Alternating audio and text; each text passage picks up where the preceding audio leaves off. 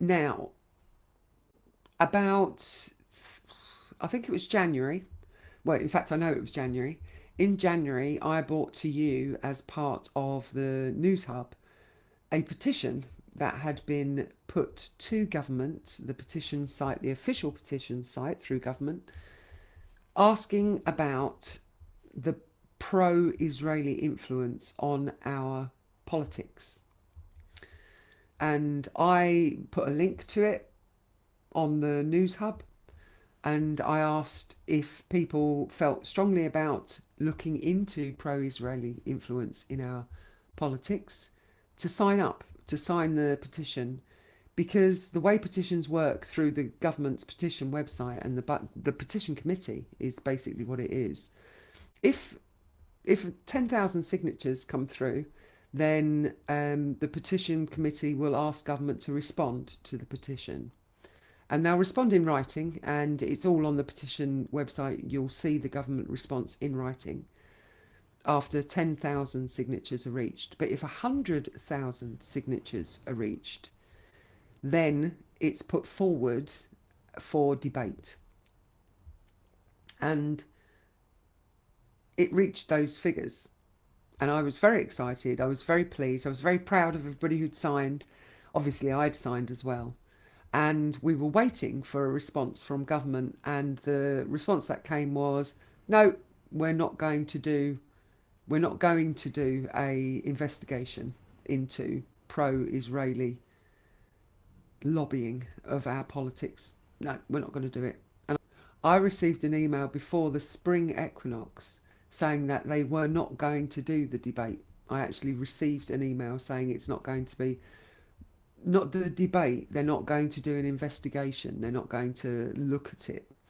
And then I received a further email, and I received the emails because obviously I gave my email when I signed the petition.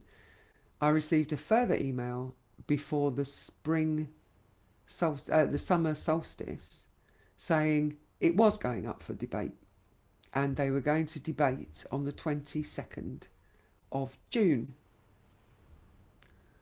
And I mentioned it on a news hub, and I mentioned it with two halves of me. One half of me was really pleased that the debate was going to happen, and the other half of me was very cynical that anything would actually get concluded and there would be any movement forward for the people that had signed the petition.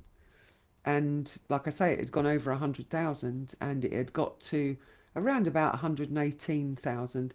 Once it had got over the 100,000, people weren't pushing it quite so much on social media because the desired effect had happened. We were going to get a debate through Parliament, but it's still there. Well, it's closed now, so you can't continue to sign it because it closed out in July. I think it's only up for a period of time. And I was taking my hiatus for the summer solstice, where I was taking time away, 3 weeks away, so that I wasn't diving into any social media. I wasn't. I like to mark the turning of the seasons by taking myself completely away from anything that's going to feed me any alternative information other than the seasons are changing, and I'm getting in line with the energies of the earth. And that's what I do on my spring equinox, on my summer solstice. So I didn't watch the debate, but I did say that I would bring you information on it. So I've spent the last few weeks really diving deep into what happened in the debate. And I'm going to bring that to you now. And what I've done is I've actually done it as a bit of a kind of slideshow. Um, so I'm going to change that round so that we have better viewing, and hopefully you can see that well enough. So the debate, the petition that went to Parliament, there's the link there if you want to go and check it out. It's a call for a public inquiry into pro-Israel influence on UK politics and democracy. Okay. So the petition was officially published on the 28th of January 2026. That's when it went onto the petitions wall, and you could sign it. People could start signing it. So the previous slide was the name of it, and this was the supporting notation.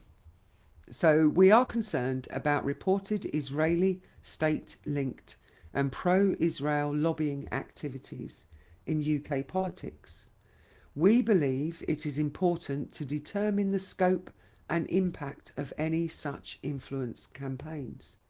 Yes, we believe it is important. We feel that the horrific devastation in Gaza, the ongoing suppression of Palestinians in the West Bank, and the UK's political response underline the urgent need to scrutinise how pro-Israel organisations, networks and lobbying efforts may shape government decisions, party policy and public debate. And that was the supporting information to the petition. This is what we are concerned about. So we're genuinely concerned about what's happening, but we're equally generally horrifically devastated over what is happening in Gaza. And there's no disputing what's happened in Gaza because it's been flattened. It's been flattened. And the ongoing suppression of Palestinians in the West Bank, there's no dispute about that. Now, these are facts. These are factual things that have happened. And the UK's political response has been to support it. Effectively. The people don't support it, hence the petition. But the UK political response has been to sideline any questions on it. I gave up watching the Parliamentary. You can watch Parliament when it convenes, and you can watch them talk about it, and you can watch the politician that is responsible for answering questions on this very topic try to navigate his way out so that he doesn't have to answer any questions. So that was the petition in a nutshell. That was what was put on the petition's website. So the petitioner, the person who actually put the petition forward, so the petition organiser, is a man called Andy Khalil. Now, it's not certain if he's attached to any specific groups. He appears, from my investigation, to be an ordinary private citizen. So just like you, just like me, just a Joe Schmo. And he doesn't seem to have any political activism. I can't see anything on that. And he's not an affiliated campaigner, which for me was really significant. It's not that this is some man from an established group. It's not a Palestine Action thing. This is just a guy who thought, hang on a minute, something's not right. And something's not right with our politics when it comes to this as well. And this is what he said. I launched the petition after seeing a parliamentary petition about Russian influence in UK politics. Many of the comments underneath were asking, what about Zionist influence? So I thought I'd write the petition. I was a bit surprised that no one had got there before me. Yeah, that's a bit of a British thing. Oh, someone else will deal with that. Someone else will sort that out. Someone else will handle that. So he took it upon himself. This just ordinary private citizen took it upon himself to put the petition in. So well done, Andy Khalil. So the key petition milestones. So we know the petition went in January 28th. So it reached more than 10,000 signatures by the 8th of February. So very short time. It reached 10,000 signatures, meaning that government will respond.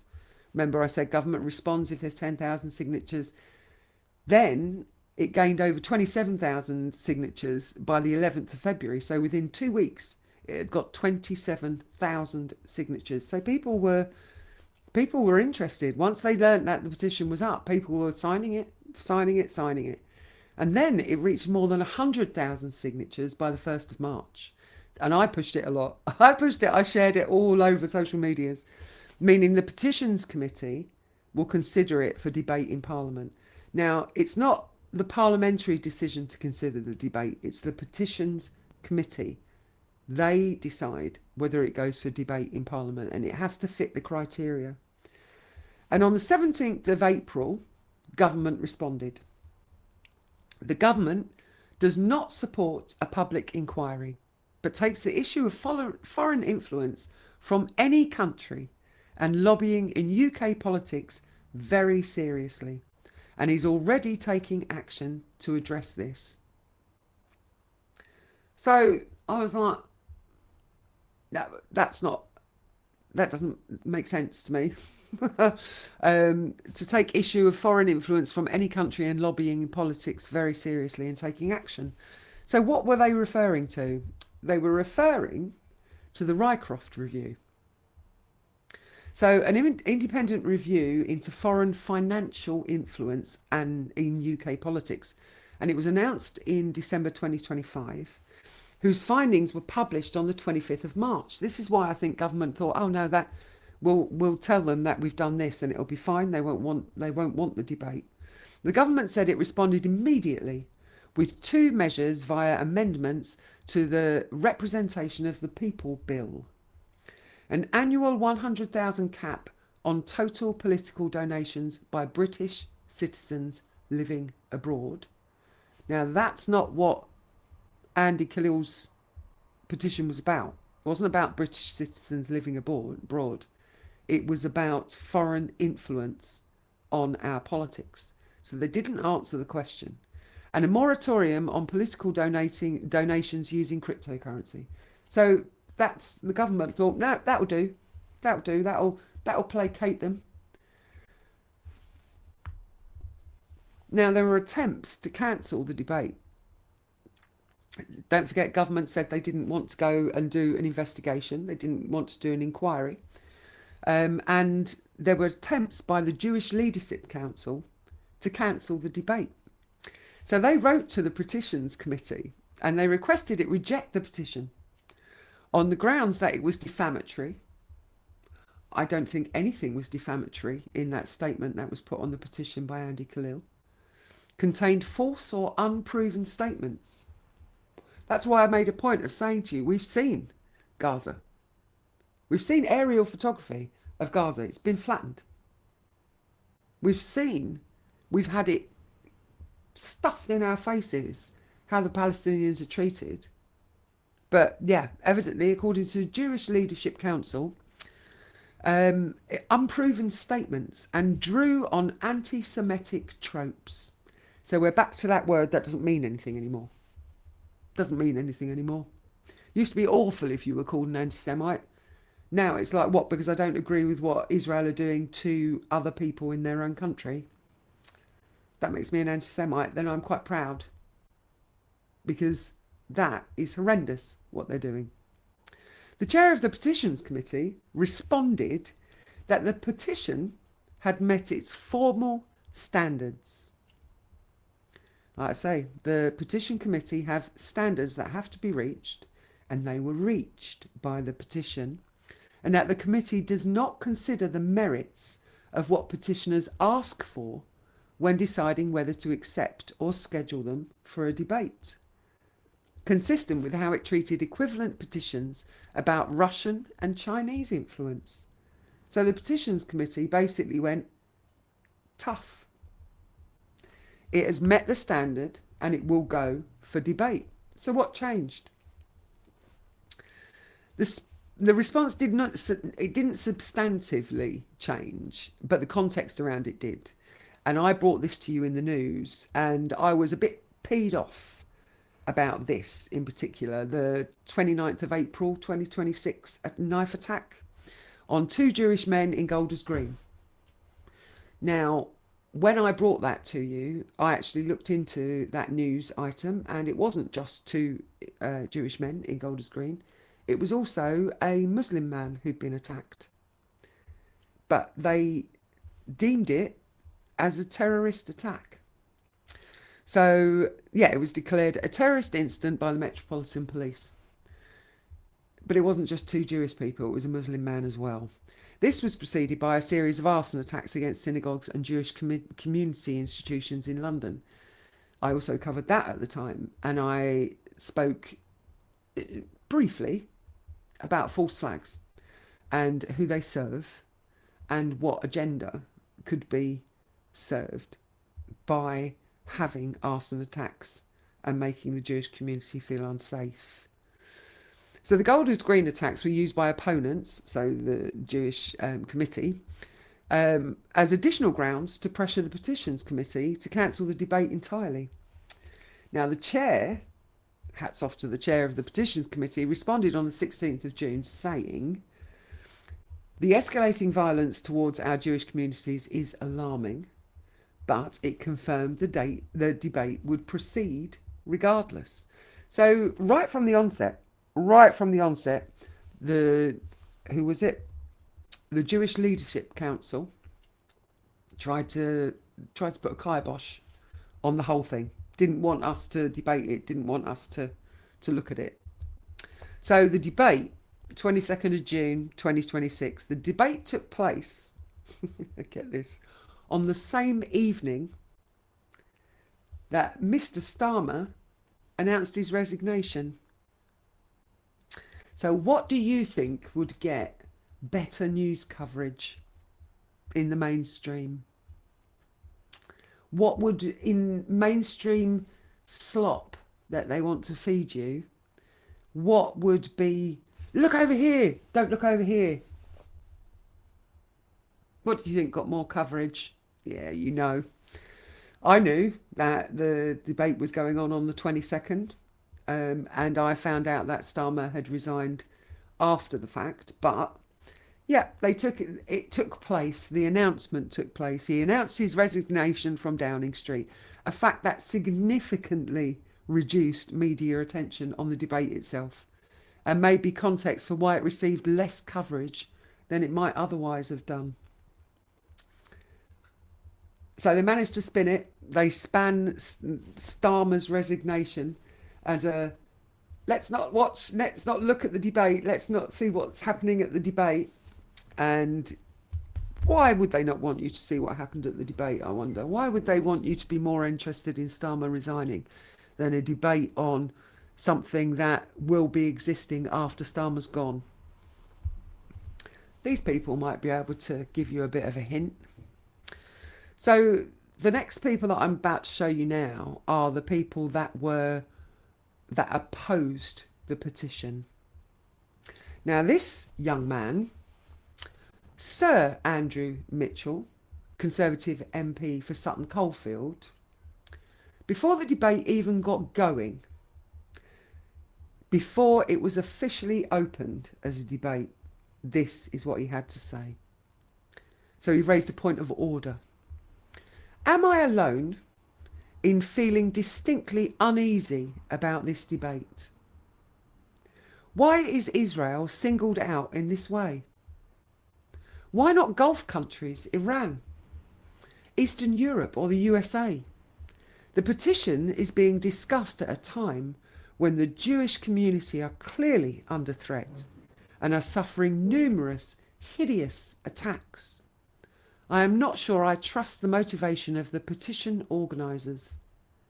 I fear the whole thing smacks of an anti-Semitic conspiracy theory.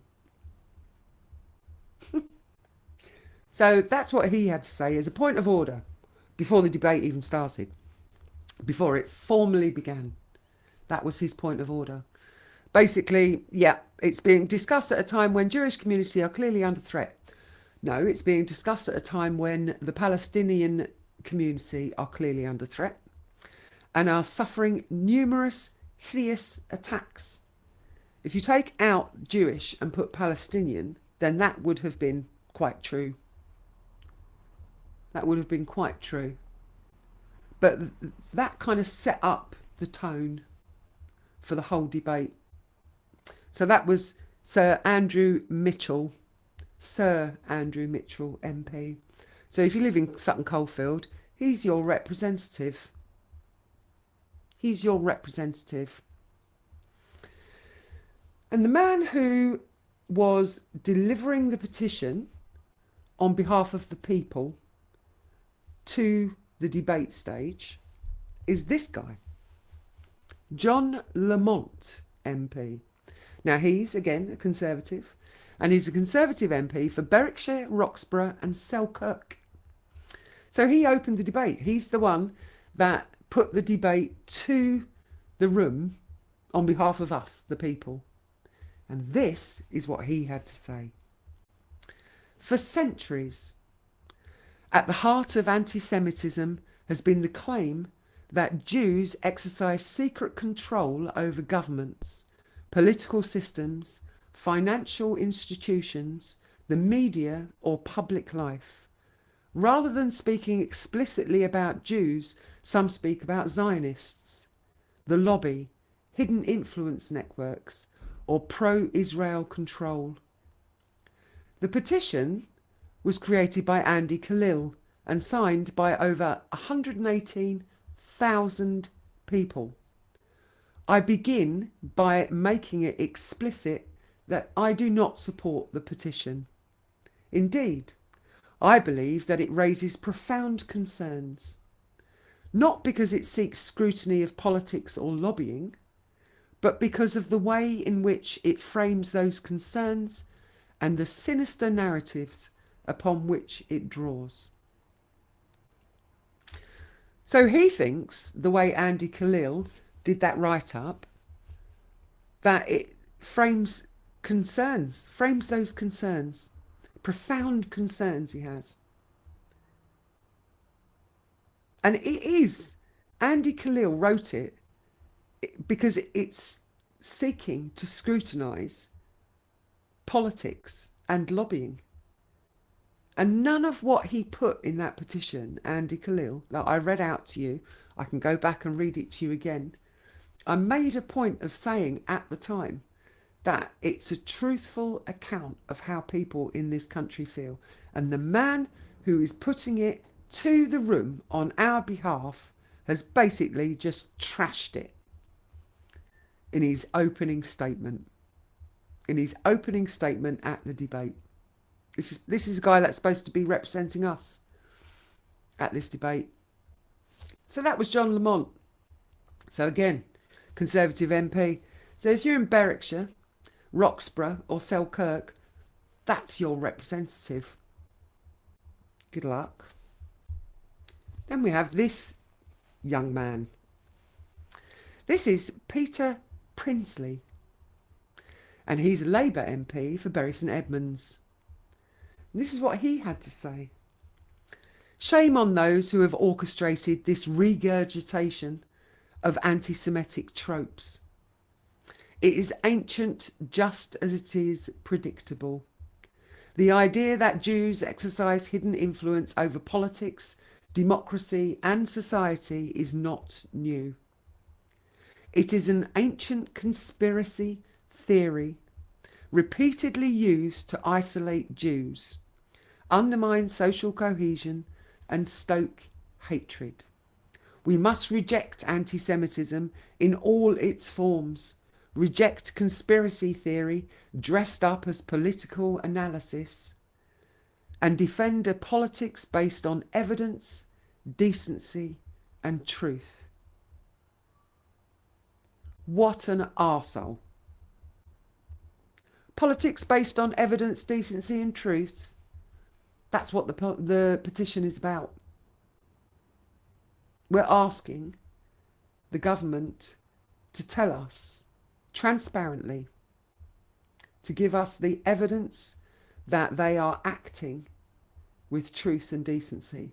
And that is how they respond. Don't forget, these are all opponents to the petition, the politicians. So Peter Prinsley, Labour MP for Bury St Edmunds. Again, if you live in Bury St Edmunds, that's your representative. They love it. They all read from the same book, don't they? The Anti-Semitism and Conspiracy Theory book. So that's him.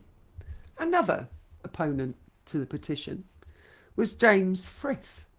Now he's a Labour MP and he's a Minister of the Cabinet Office. So this is a representation from government. Those first three were representations from their constituencies. This is a representation from government. And this is what he had to say. It's unfortunate that the petition behind this debate plays into the same old anti-Semitic tropes of hidden forces and malign control. The government do not support a public inquiry solely on pro-Israeli influence. The premise is that Israel, the world's only Jewish state, is an influence on British politics that stands alone and must be held to a standard different from that for any other democratic nation. No. There was a debate into Russian influence in our politics. There was a debate into Chinese influence into our politics. There was a debate into Iranian influence into our politics. So why can't there be a debate into Israeli influence into our politics? But according to James Frith, yours and my Minister for the Cabinet Office, no, we're outrageous. We're outrageous. We play into the same old anti-Semitic tropes of hidden forces and malign control. I don't think so. I don't think so. And these three are worthy of comment as well. They were opposing the petition, and we'll talk more about these three in a little bit. So Sammy Wilson, the DUP. We've got Alex Davies-Jones for Labour, and Richard Tice for Reform. All three worthy of note. So if they're your representatives, they opposed the petition as well. And we'll find out why in a little bit. And at the end of the debate, this young man popped his head up again. And don't forget, he's the one that's representing us. He's the one that is presenting the petition to the room on our behalf. So John Lamont, again, Conservative MP, Berwickshire, Roxburgh and Selkirk. At the end of the debate, John Lamont stated that any further petition would have to attract more than 100,000 signatures, but that the Petitions Committee has discretion, even when it reaches that number, on whether to grant another debate. And he argued it should not come back for another debate, even if it reached that threshold. Remember, he's supposed to be presenting on our behalf. And it's a remarkable statement. The MP who opened the debate on behalf of the Petitions Committee and who himself has declared pro-Israel travel interests, closing by recommending that the committee use its discretion to deny the public another hearing on this issue in future. You couldn't make it up. You couldn't make it up. So I brought you the ones in opposition, and I really want to share with you as well the speakers that were for the petition, that stood for the petition. And they're quite incredible, actually. They're incredible people, and they're worth mentioning. So I'm going to mention them. So this is Ayub Khan, and he's an independent member. He's an independent candidate. And he says this is not about Jewish communities or Jewish identity, and it's not about denying anyone the right to advocate for Israel, Palestine, or any other state, because that's not part of the petition. Lobbying is part of our democracy, but when such practices are shrouded in secrecy while shifting huge sums of money, we must ask, are this government truly committed to cleansing our politics of foreign influence? Now, this is one of the clearest examples of a speaker attempting to direct back to the substantive question of the petition, desperately trying to get it back on track, because nothing like all this anti-Semitic conspiracy theory. Okay, and he went on to say, for millions up and down this country, the government's approach towards Israel has defied the most basic logic of justice and humanity. Continued arms sales amid mass extermination. The weaponisation of terrorism laws. Silencing dissent. The welcoming of wanted war criminals on the steps of 10 Downing Street. With every decision this government has made, it's not only reasonable to ask questions about political influence in Britain, it's necessary. And Khan also addressed the financial dimension directly as well. Anyone who claims that these donors receive nothing in return is being naive. Now, I've said this. I've talked about lobbying on a news hub before, and I've talked about there is a reason that people from foreign countries give our politicians money, and it's not because they like them. It's a tit for tat. I'll give you this, and when I want your ear on a particular topic, I have your ear because I've paid you. We know what lobbying is. And Ayub Khan put his finger right on it. You're naive if you think there is nothing in return. So hats off to you, Ayub Khan. Well done, that man. Very pleased, very proud that you stood for us when it came to the petition. Very proud. Here's another man that stood in favour of the petition. Iqbal Mohammed, and he's part of the Independent Alliance. Now, he raised a double standard argument, asking why the UK investigates Russian, Chinese and Iranian influence, but not Israeli. A direct challenge to their deflection strategy, because they're trying to deflect it. All this anti-Semitism, that's all they could go through. That's all they could say. They couldn't answer any questions. They just kept coming back to that. It's a conspiracy theory. It's all anti-Semitic.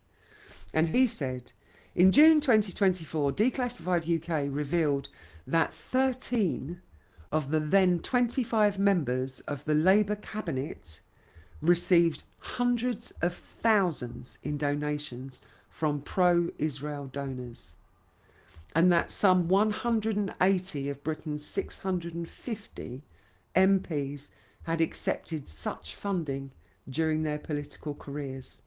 This is 1 in 4 elected members. 1 in 4 of our elected members have received money from Israel. 1 in 4. Britain claims to defend its democracy from foreign interference, yet when substantial evidence of foreign influence concerns Israel, our principles of transparency, scrutiny and accountability appear to vanish. And he went on to say, when Conservative MP Wood, he mischaracterised something that Iqbal had said, referring to Jewish donors. So Mohammed corrected the record directly, and he said, maybe I was not very clear, but he mischaracterised my remarks as referring to all Jews or Jewish donors.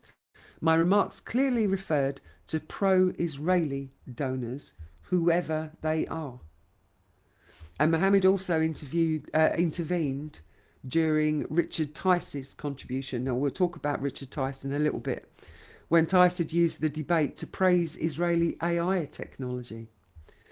And Iqbal asked, does he believe that we need more AI weapons that Israel has used to shoot at genitalia of children in Gaza? So, just like the previous guy, this Iqbal Mohammed, just a massive thanks from me personally, but I'm sure from anybody else that's watching this, for standing up and making yourself heard in support of the petition, because it's so meaningful for us to know that there are politicians out there that are willing to stand up. And the fact that you're both independents speaks volumes, doesn't it, about the party politics. And here's another independent that is very worthy of mention. This is Shocker Adam. And he raised the specific Elbit systems and the Home Office meetings, the most concrete piece of substantive evidence introduced in the debate.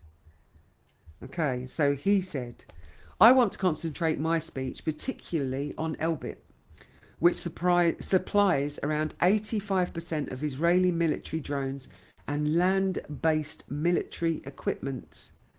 As the International Court of Justice considers allegations of genocide, and while the ICC has issued warrants against the Israeli Prime Minister and former Minister of Defence, Elbit continues to profit from the genocide in Gaza.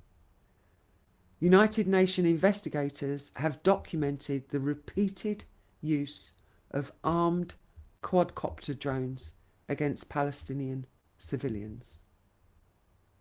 Now, I'm not saying these are the drones that they want to bring into our military, but I'm not saying they're not. Armed quadcopter drones used against Palestinian civilians. And he continued, it is deeply alarming that Freedom of Information disclosures reveal repeated meetings between Elbit executives and the Home Office. If there is nothing to conceal, why are the details of previous lobbying being withheld from Parliament and the public? So if there's nothing to hide, why is it being concealed? And he continued further.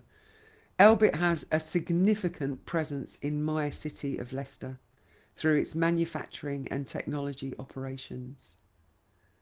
So that was Shocker Adam. And again, hats off to him. He went straight in there, he went straight for the jugular, and he asked direct, specific, answerable questions. Questions that should have been answered.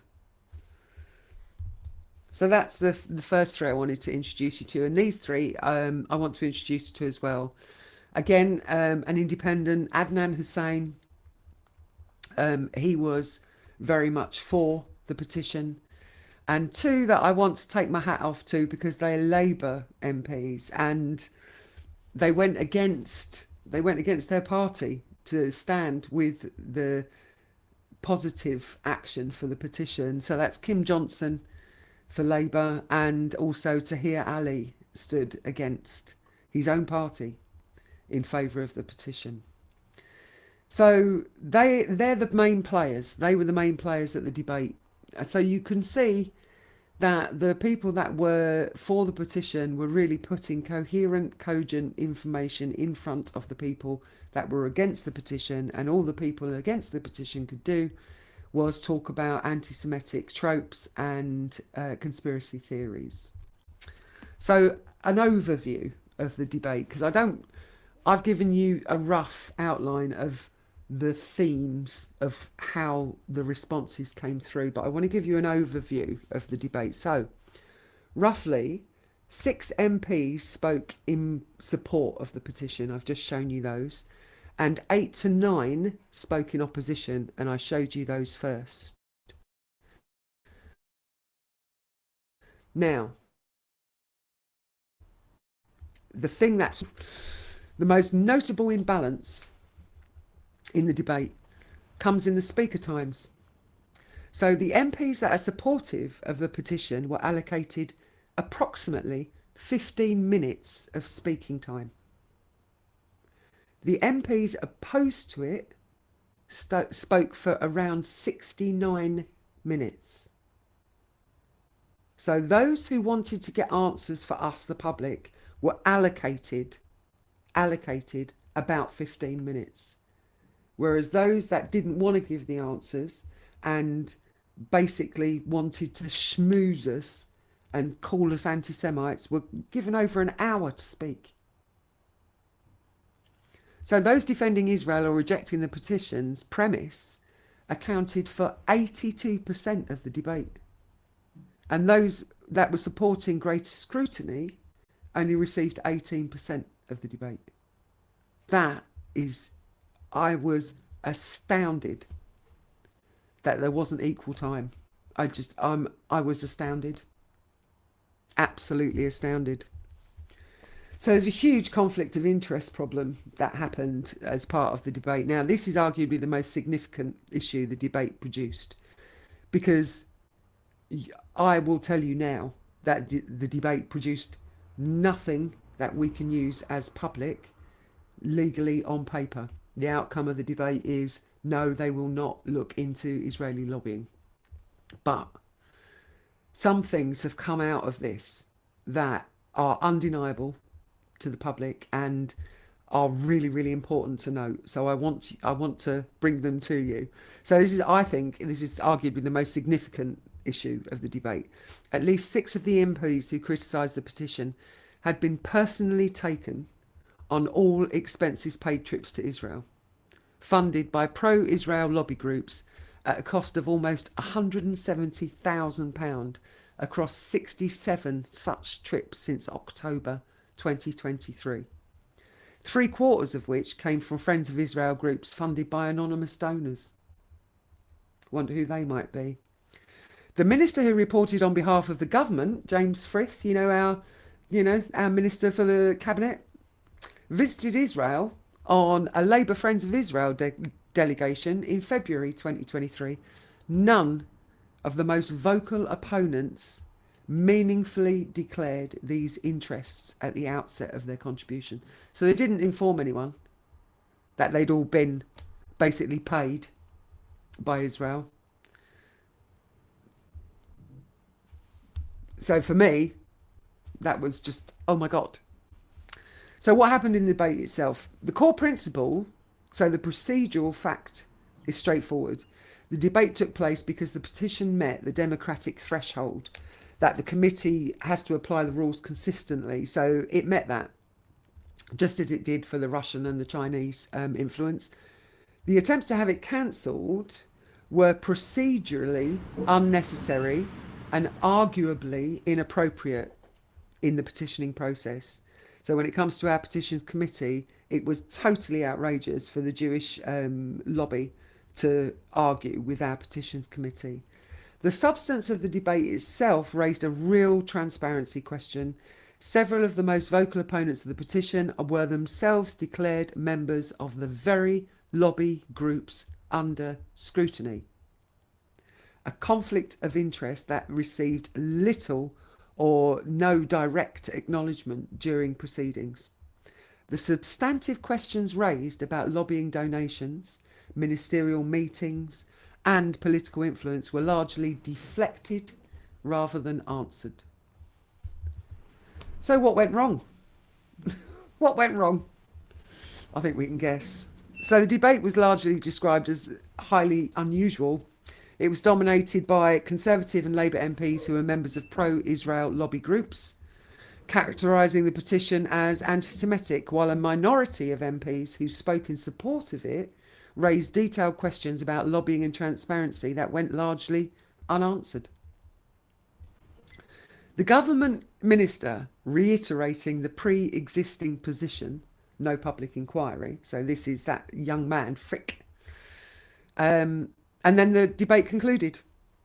The 118 people who signed the petition got their debate. We got our debate. But the practical outcome was the government restating what it had already said in April. So the formal outcome was the House ultimately agreed to the motion to note the petition, while the overwhelming tone of the debate rejected its central premise. The government does not support a public inquiry on pro-Israeli influence and does not have plans to hold an inquiry on wider foreign influence and lobbying more generally. In practical terms, the petition was heard, it was noted, and it was dismissed. So that was the debate, and that's what happened. But I want to bring you some pretty shocking evidence, because I said that the debate didn't go anywhere. We didn't get any further forward into looking at the influence of pro-Israel lobbying on our politics. But some shocking evidence shook to the surface. So, based on all available evidence, there was not a single MP who spoke in opposition to the petition who had no traceable pro-Israel ties. Now, as a researcher, I love my statistics. So I did a lot of work on this. The statistical probability of this being coincidental is essentially 0. If pro-Israel financial ties were randomly distributed across the parliamentary population, And remember that we found out that 1 in 4 politicians are paid by Israel, where roughly 1 in 4 MPs has accepted such funding. The likelihood that every single speaker against the petition happened to have those ties without a single exception is vanishingly small. This wasn't a random cross-section of parliamentary opinion. It was a specific, identifiable group of financially collected individuals who turned up, dominated the speaking time, and collectively redirected a democratic proceeding away from its stated purpose. That is the shocking evidence that I wanted to bring to you. And to give you some meat to those bones, John Lamont, the young man that I showed you early. So he is Conservative Friends of Israel funded trips, including 2025, didn't declare them at the debate. Sir Andrew Mitchell, again, he's CFI funded Israel trip, May 2025, to the value of £5,878 for him and his advisor, didn't declare it during the debate.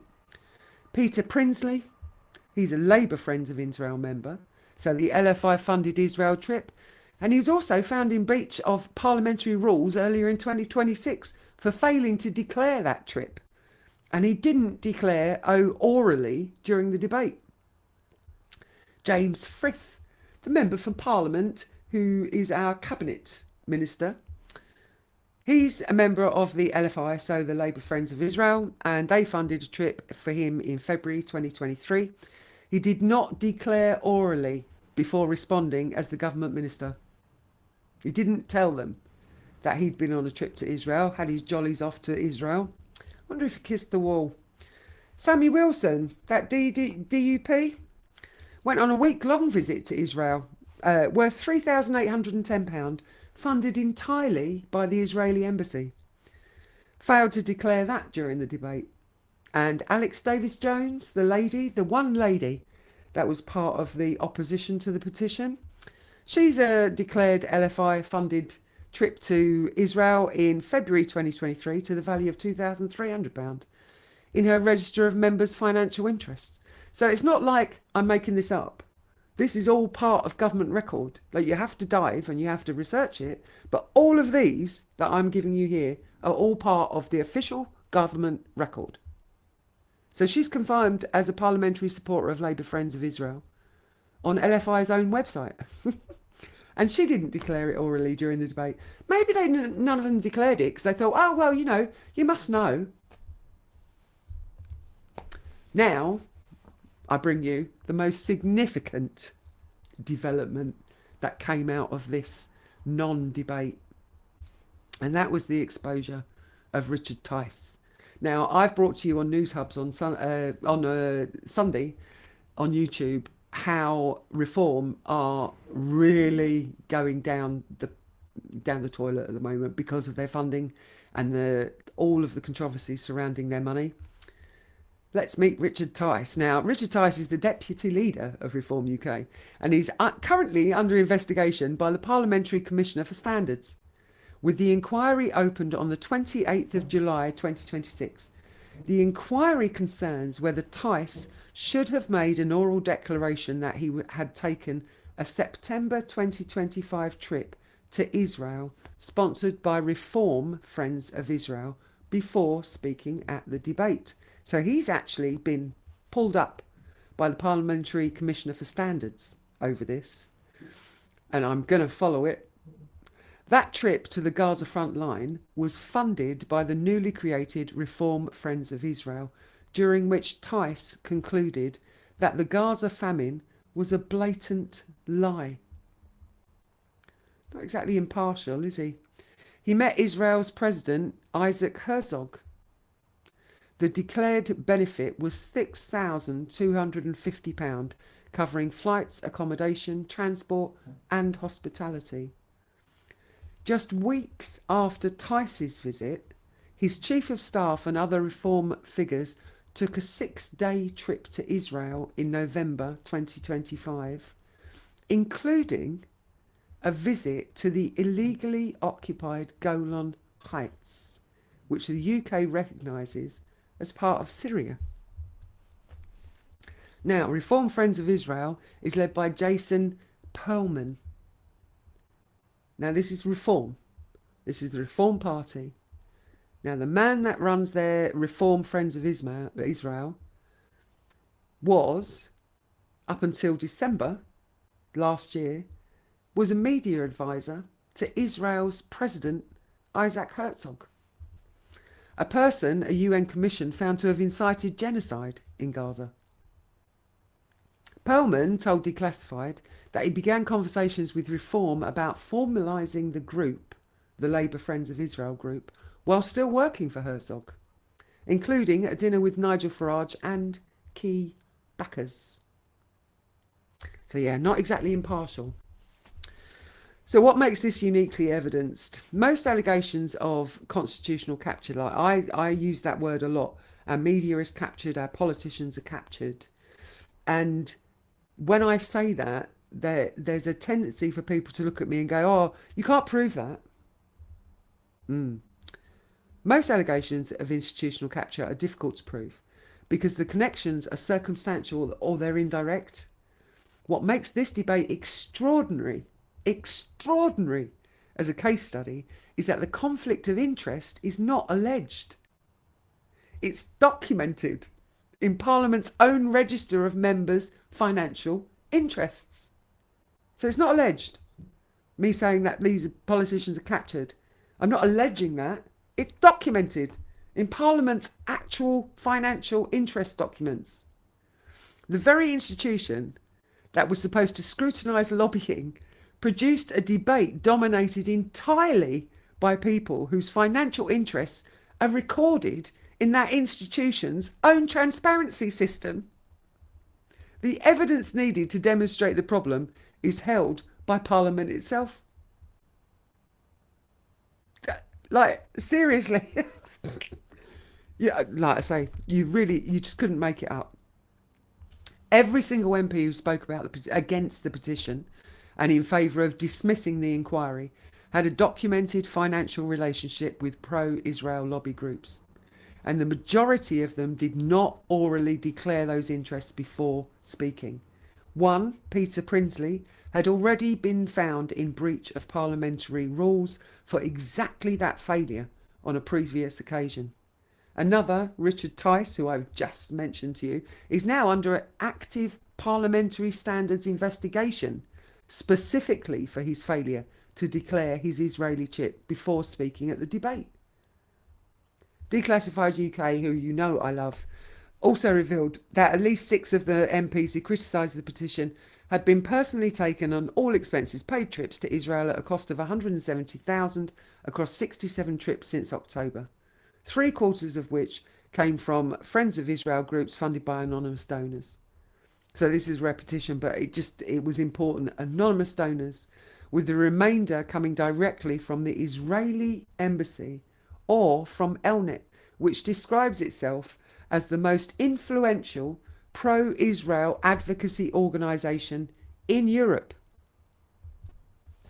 So the broader pattern that it illustrates, what the debate demonstrated in microcosm, so within that room, what it just demonstrated within that room for us as people of the country is precisely what the petition was asking Parliament to investigate at a bigger level, at a macro level.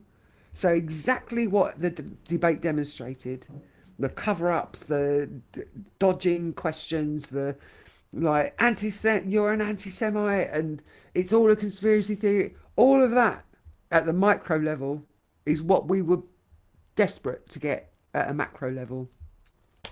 The petition asks whether pro-Israel financial relationships were shaping UK political outcomes. The debate convened to consider that question was then shaped in its speaker list, its speaking time allocation, its tone and its conclusion by the very financial relationships under scrutiny. It's an almost perfect closed loop of self-illustration. So for those who feel that the political system's not responding to their concerns over Gaza, UK arms sales and classified military agreements, this debate is not an anomaly. It is a system working exactly as it had been shaped to work. And the fact that it can now be documented so precisely with named individuals, declared interests, parliamentary records and active standards investigations means it cannot simply be dismissed as conspiracy thinking. It can't be dismissed. We've got documents. It's documented. We've got the documented, everything that I brought you, all those quotes from the debate, that comes from the official documentation from Parliament. Everything that was said at that debate was documented. So we have that. And then we have the official documentation of their financial, what they receive financially for these trips. So it's not a conspiracy theorist. It's not a conspiracy theory.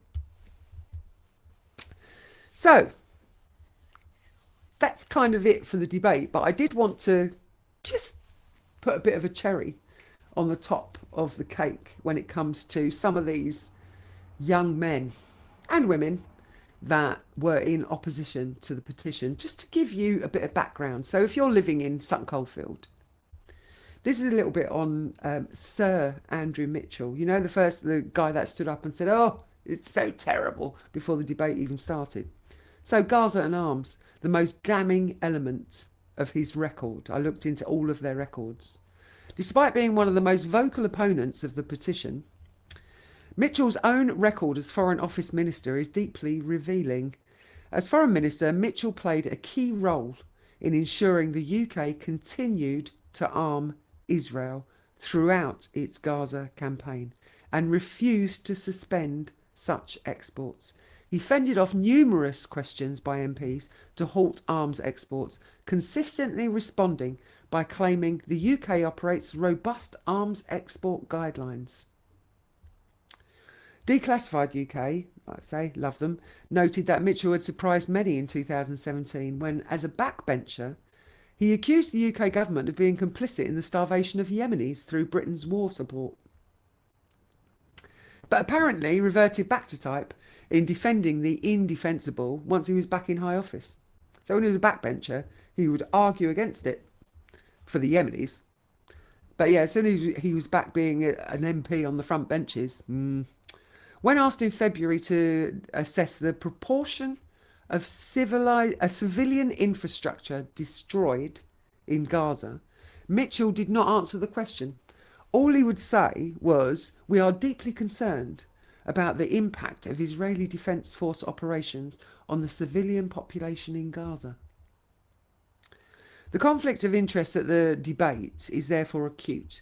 The MP who preemptively called the petition anti-Semitic was the same minister who, when in office, actively maintained UK arms sales to Israel and refused to suspend them, despite documented civilian casualties, and who had taken a CFI, so that's Conservative Friends of Israel, funded trip worth £5,878, which he did not declare.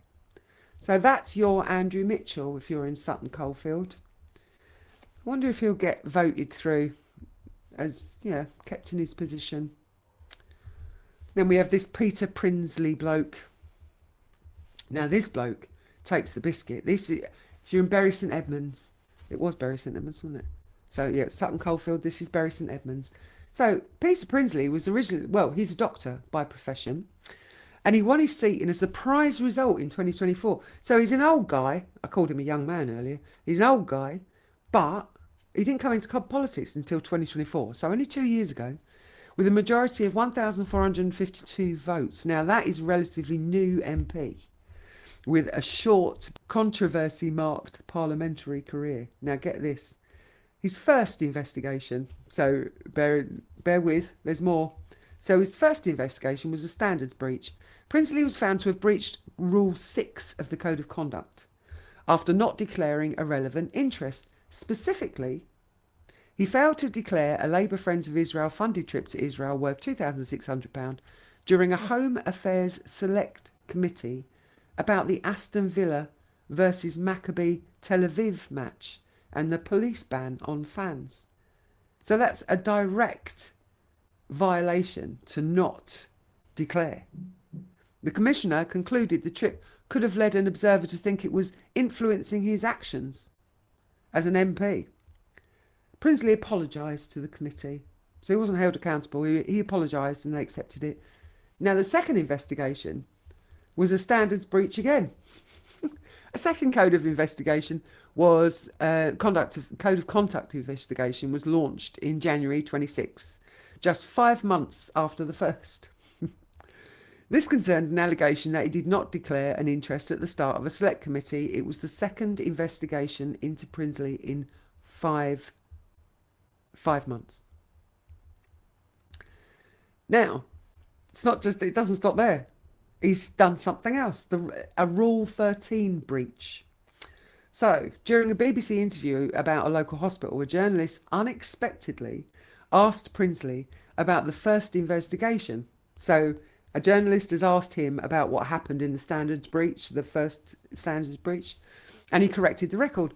The commissioner concluded, so this is the Standards Commissioner for Parliament, that concluded that he breached Rule 13, which covers confidentiality on ongoing standards investigations. So you can't go onto media and talk about an investigation that's in progress. And referred the matter to the Committee on Standards. Because the breach was deemed minor and inadvertent, Prinsley apologised again, and no action was recommended. So the MP who stood in a debate on lobbying transparency and invoked the memory of medieval Jewish massacres to shut down scrutiny had, within the previous 6 months, been found in breach of parliamentary standards on 3 separate counts. Twice for failing to declare pro-Israel financial interests, and once for improperly disclosing an ongoing standards investigation. So there you go, Bury St Edmunds. That's your guy.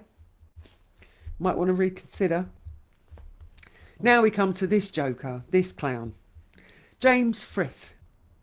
Now, he's doing a dive into him was interesting.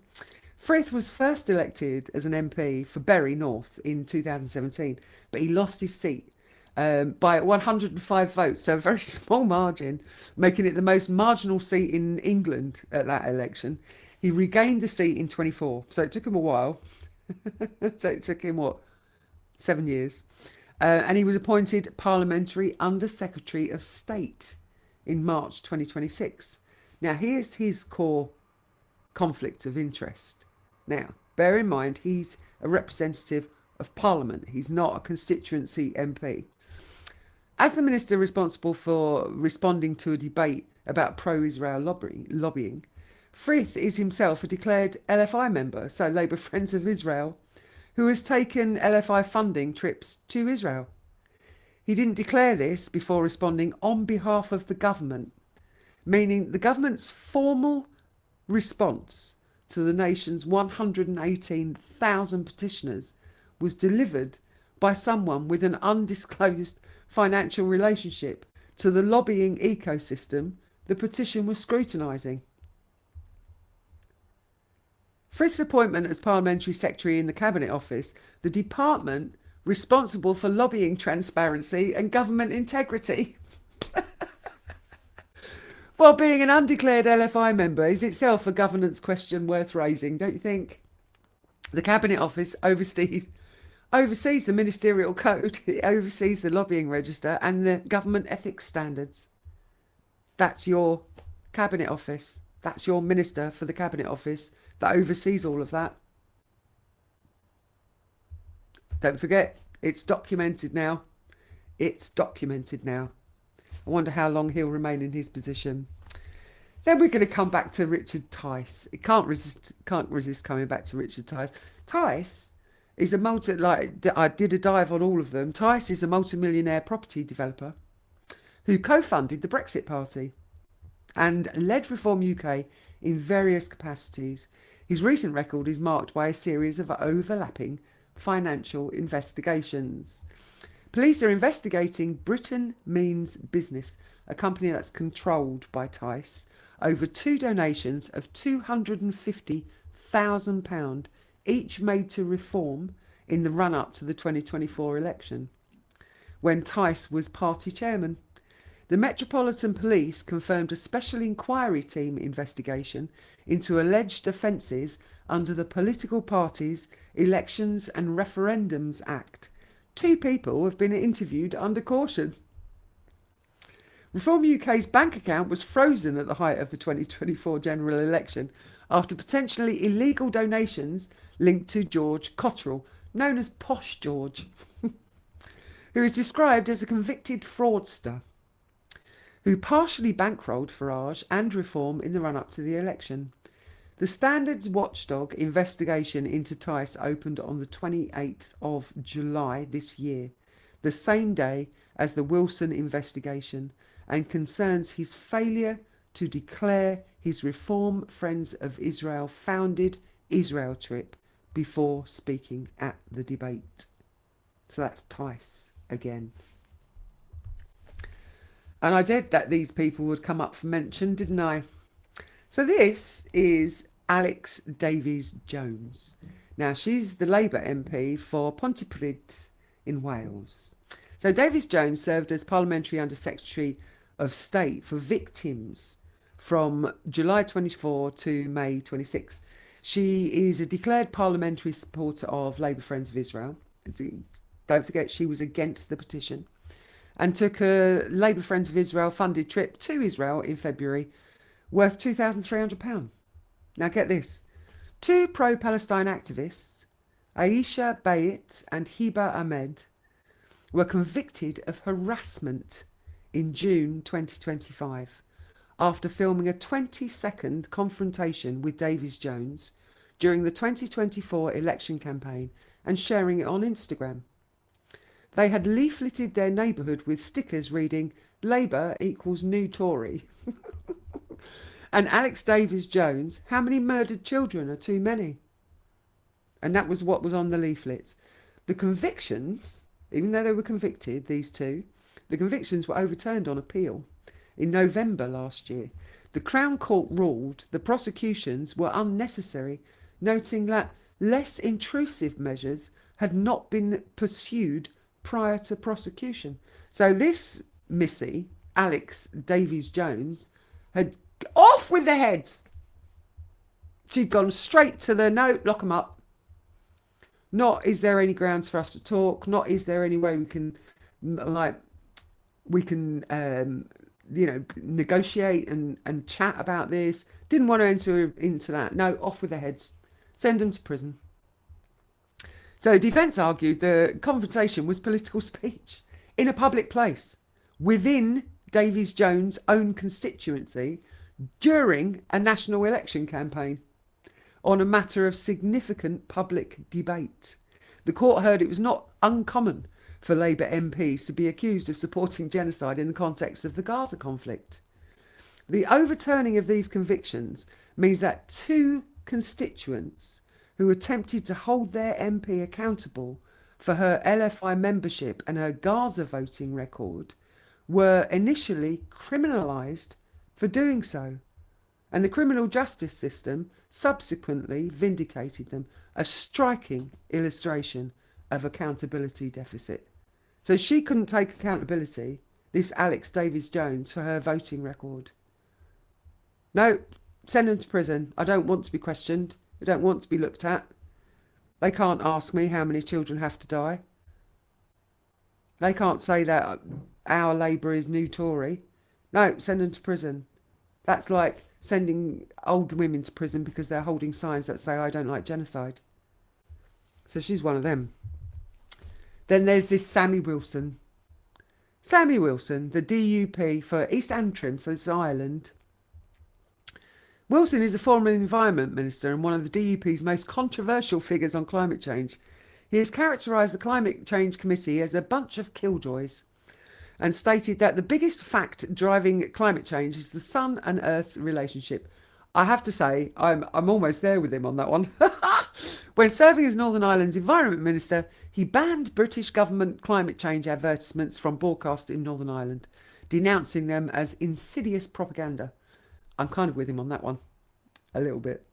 But in November 25, he was referred to a parliamentary watchdog following Islamophobic conspiracy claims made in Parliament. So, yeah, he's Islamophobic. Wilson was investigated by the Parliamentary Commissioner for Standards for failing to declare an interest when tabling parliamentary questions about the Turkish Republic of Northern Cyprus after taking an all-expenses-paid trip to the area. He put down more than half a dozen questions about North Cyprus, including about Greek troop numbers and direct flights, without declaring his trip. He subsequently apologised for the inadvertent failure to declare. However, directly linked to the debate we've just had, Wilson is currently being investigated by Westminster Standards Commissioner with the inquiry opened on 28th of July. So same as Tice. He is accused of failure to declare an interest, given the timing 6 days after the debate and his documented Israeli embassy-funded trip worth £3,810, which he did not declare during the debate. The connection is evident, though not yet formally confirmed. Then we have this chap, you know, the chap that was supposed to give our information to the room, be the voice of the people. So Lamont served as a member of Scottish Parliament from 2007 to 2017, and then he became an MP, so a member of Parliament, and he caused controversy in May during a debate on the offensive behaviour at Football and Threatening Communications Act for accusing Catholic education in the west of Scotland of being state-sponsored conditioning of sectarian attitudes. He currently serves as Shadow Deputy Leader of the House of Commons. So his Israeli-specific controversy, because they've all got them, his register of members' financial interests records a fact-finding political delegation trip to Israel from the 7th to the 21st of February last year. He opened a debate on pro-Israel lobbying on behalf of a committee theoretically representing petitioners. That's our debate. While himself being a recent recipient of pro-Israel lobby hospitality. And he did not declare this before speaking. He then closed by suggesting the Petitions Committee should use its direction to deny future petitions on the subject, a debate even if they pass 100,000 signatures. So it's a rogues gallery. It's a rogues gallery when it came to that debate. But I had to do a deep dive because I didn't want to call them out and not have the evidence to call them out.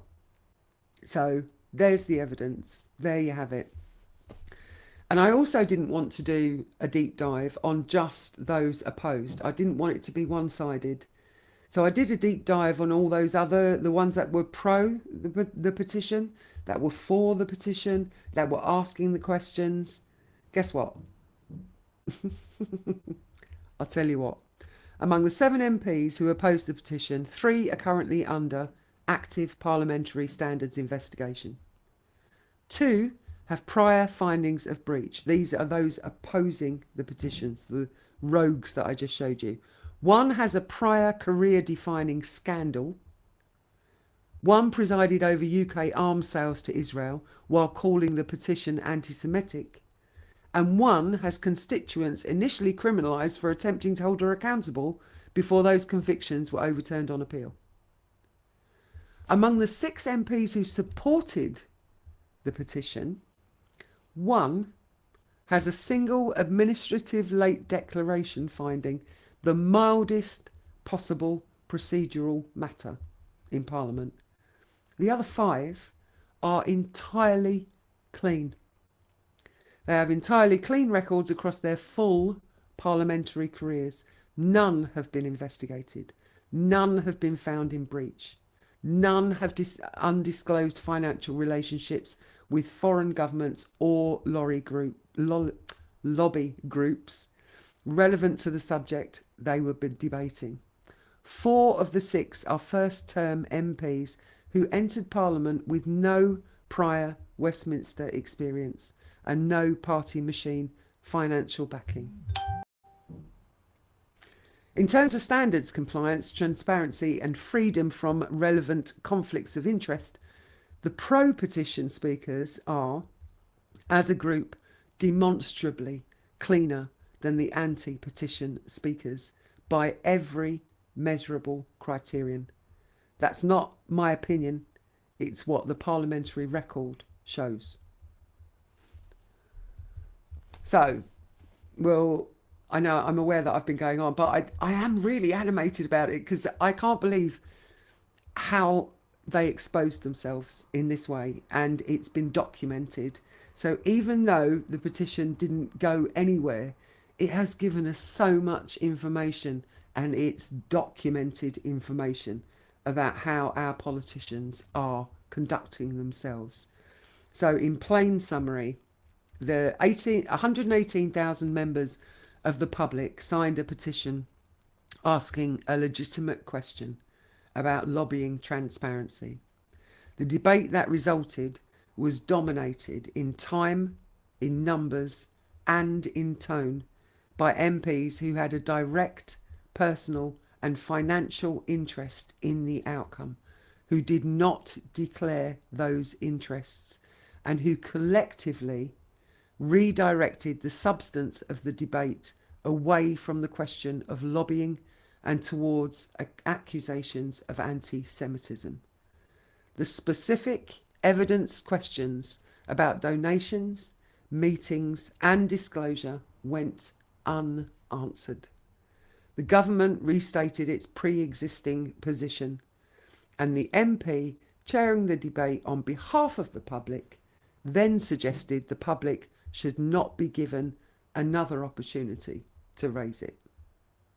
So that's the plain summary of what happened. But having done the deep dives, having seen exactly how it all played out, you can now deduce for yourself how our politics are captured. And if you don't want to deduce it for yourself, you can do a dive like I did, and it's documented. Our politicians are captured, and it's documented. And the debate was, although it was a farce, it was such an exposure into how our politics is moving when it comes to being captured by a foreign government. So I hope you enjoyed that. I had to take a couple of weeks, well, I had to take a week off of research just because it was so heavy. The research for this, it took me weeks to get to the bottom of all of this, and I think it's so valuable, I think, for us moving forward. And I'm going to bring you something that I think is really valuable for us as citizens, that we can do now that we're armed with this information. Now we have this evidence, we can start moving towards our members of parliament, and we can not confront, because that's probably not the best way to put it, but we can start asking questions backed by evidence. So that's it for now. Thank you very much for listening, and yeah, we'll come back and I will bring you more information on this situation as it starts to resolve and move forward.